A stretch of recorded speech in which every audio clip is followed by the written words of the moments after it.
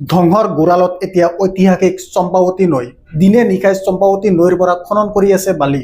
চম্পাৱতী নৈত স্থাপন হোৱা বালিৰ মহলৰ বাবে এতিয়া ধ্বংসৰ মুখলৈ গৈছে চম্পাৱতী নৈ। ধুবুৰী বঙাইগাঁও জিলাৰ সীমান্তৱৰ্তী নিত্য বজাৰত উত্তপ্ত পৰিস্থিতি। ঘটনাস্থলীত বহলপুৰ বন বিষয়া উপস্থিত হোৱাত স্থানীয় ৰাইজে জবাবদিহি কৰে বিষয়াগৰাকীক। উল্লেখযোগ্য যে চৰকাৰে নীতি নিয়ম অনুসৰি সন্ধিয়াৰ পৰা নিশালৈকে বালি খনন কৰিব নোৱাৰে, কিন্তু বালিৰ মহলৰ স্বত্বাধিকাৰীয়ে বহলপুৰ বন বিভাগৰ লগত গোপন বুজাবুজি কৰি গোটেই নিশা খনন কৰাৰ অভিযোগ। নিশা স্থানীয় ৰাইজে খনন কৰা খবৰ বহলপুৰ বন বিষয়াক জনালে ওলোটাকৈ ৰাইজকে দাবী ধমকি দিয়াৰ অভিযোগ উত্থাপন কৰে।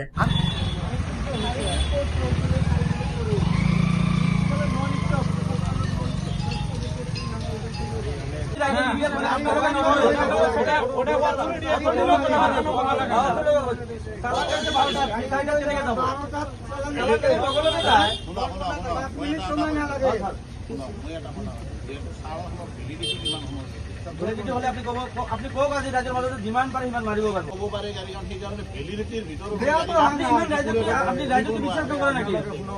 আমি যোনটো স্পটত পাইছো আমি সেইটো বস্তুহে কয় না নহয়। হয় এইটো তো হয় আপোনালোকৰ কথা ৰাইজ আছে। আমি এইটো মানিছো আমি এইটো মানিলো তেখেতে ক'লে অৰিজিনেলিয়ে 4 টিপ মাৰিছে, মই মানিলো। এতিয়া মই আপোনালোকৰ কথা বা বেলেগৰ কথা আমি চেক নকৰে, আমি যোনটো প্ৰমাণ পোৱা নাই সেইটো আপোনালোকৰ বেছিসটো আমি সেইটো চেক কৰিব নোৱাৰো। আপোনালোকতো নাহে, আপনি ইয়াতে নাহে, সিহঁতে কয় আমাৰ এৰিয়া নহয়। আজি সিহঁতে ফোন কৰিছো কয় এইটো এৰিয়া আমাৰ নহয় না, বহলপুৰে সেইটো ৰেঞ্জৰ। কেনেকে হ'ল, কেনেকে হ'ব এইটো আমি আমাৰতো বুজিবলৈ বাকী নাই। আৰু ইয়াত কি হৈ আছে আমাৰ বুজিবলৈ বাকী থাকে নেকি? হয় স্যার, মহলটা আপনার এরিয়া। আপনার যদি এরিয়া হয় আপনি কি আহিব না?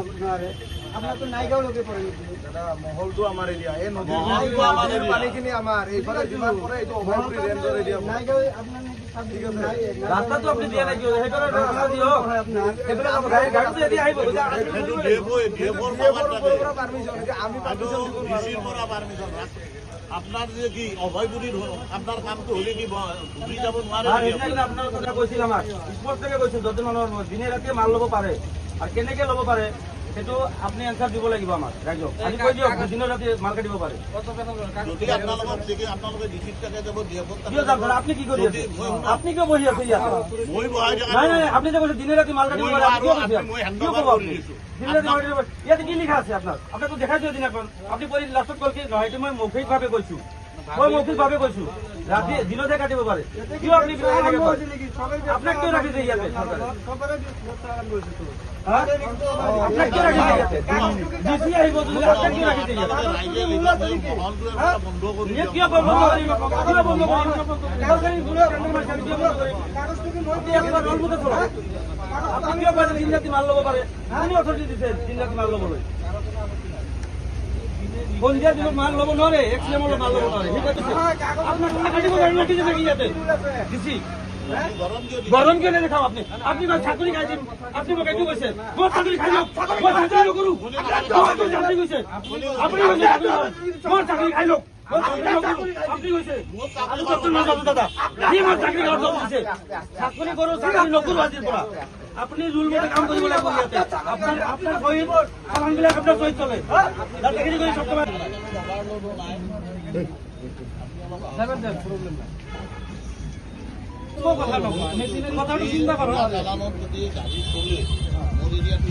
জিপিএস ক্যামেৰা আপনি মাইনিং কেনেকে কৰিব পাৰে? ৰাতি মাইনিং কেনেকে কৰিব? ৰাতি মাইনিং কেনেকে কৰিব পাৰে আপুনি কওকচোন। ৰাতি মাইনিং ৰাতি গাড়ী চলে, গোটেই ৰাতি গাড়ী চলে। আপনি বগল ডিস্টার্ব চাই কওক বিনা কথা আপনি স্পষ্ট কওক চলে নেকি sir?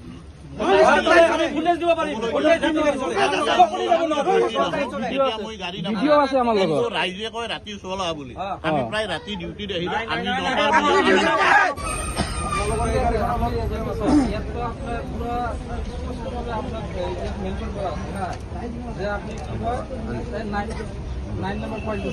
Mining shell B limited today time only.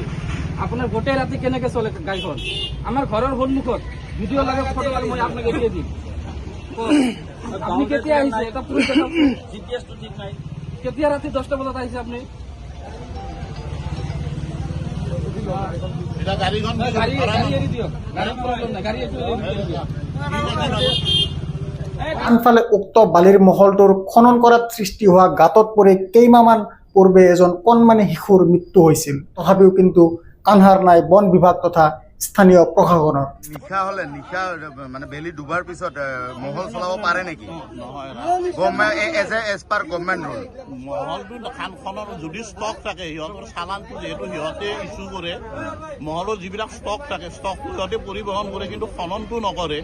Stock থাকে ন উঠাই থোৱা। ৰাইজৰ অভিযোগ যে খনন কৰে, খনন আমি আহিলে নাপাওঁ, ৰাতি বন্ধুৱে পাওঁ, আন্ধাৰ হৈ থাকে। কিন্তু আপোনাৰ এই যিটো আপোনাৰ মহল সেইটো কিন্তু কাৰ্যালয়ৰ নিচেই কাষতে, প্ৰায় 500 মিটাৰৰ দূৰ আমি নহয়। আহোঁ ডিউটিত, প্ৰায়ে আহি থাকোঁ বা সদায় ৰাতি আমি ডিউটিত আহোঁ, আমি ইফালেও যাওঁ, কিন্তু আমি আহিলে নাপাওঁ। সেইটো আপোনালোক ৰাইজে খবৰ নিদিয়ে নেকি আপোনালোক? ৰাইজত এতিয়া ধৰিবৰ কাৰণে আজি যেনেকে খবৰ দিছে সেনেকে আমি আহি যাওঁ যদি খবৰ দিয়ে, কাৰণ ইপাৰটো মোৰ এৰিয়াও নহয়, সিপাৰে গ'লে আমি ডিউটিত পাওঁ। মহলটো কিন্তু বহলবোৰ ৰেঞ্জৰ আণ্ডাৰত নদীটো, কিন্তু ব্ৰিজখন পাৰ হ'লে মোৰ এৰিয়াটো নপৰে। এতিয়া ৰাইজে আপোনাৰ আগতে অৱগত কৰা নাছিল নেকি যে নিশা চলে বুলি? হৈ আছে, কিন্তু আমি ডিউটিত আহিলে আমি নাপাওঁ।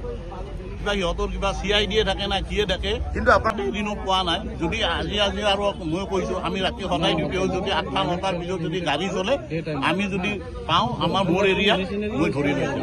সেয়ে কথা। ৰাইজৰ অভিযোগ গোটেই দিনে নিশাই গাড়ীবিলাক চলি থাকে, গোটেই দিনে নিশাই কিন্তু গাড়ী চলি থাকে, খনন কাৰ্য চলি থাকে। ৰাইজৰ এইটো অভিযোগ, কিন্তু আমি আহিলে নাপাওঁ। সেইটো আমাৰ দুৰ্ভাগ্য বুলি ক'ব লাগিব। আমি ডিউটি কৰিও নাপাওঁ, কিবা সিহঁতৰ CID থাকে না কিয়ে থাকে, খবৰ দিয়ে যে ডিউটি আহা বুলি। কিন্তু ৰাইজৰ অভিযোগ কিবা মিলা মিছা হৈ চলি আছে থকা বুলি ৰাইজৰ অভিযোগ কৰে। সেইটো মোৰ লগত কোনো মিলা মিছা নাই, মই কাৰো লগত মিলা মিছা নকৰোঁ বা নাই, মোৰ ডিউটি কৰ্তব্যটো মই কৰোঁ। মহলটো আমাৰ একচুৱেলি নদীটোৰ পৰা আমাৰ বহলপুৰ ৰেঞ্জৰ অফিচৰ আণ্ডাৰত, কিন্তু নদীৰ ইফালে আমাৰ আহে এইটো অভয়পুৰী ৰেঞ্জৰ অফিচৰ আণ্ডাৰত। এইটো বঙাইগাঁও ডিষ্ট্ৰিক্টৰ কাইটপাৰা পাৰ্ট 1 ধৰবাৰী এৰিয়া। তো ইয়াত আমাৰ এটা নদী আছে, চম্পাৱতী নদী। ইয়াত আমাৰ মাইনিং চলি আছে, চেণ্ড মাইনিং চলি আছে। ইয়াত দিনে নিশাই আমাৰ ডাম্পাৰ চলি আছে গাঁৱৰ ঠেক ৰাস্তা দি। তো আমি ৰাইজৰ পৰা বহুতো অভিযোগ দিছোঁ, তো বঙাইগাঁৱত দিছোঁ, অভয়পুৰী দিছোঁ, আমাৰ লোকেল এটা ফৰেষ্ট অফিচ আছে, ইয়াতো আমি অভিযোগ দিছোঁ, কিন্তু ইহঁতৰ পৰা কোনো আমি তেনেকুৱা পদক্ষেপ লোৱা দেখা নাই।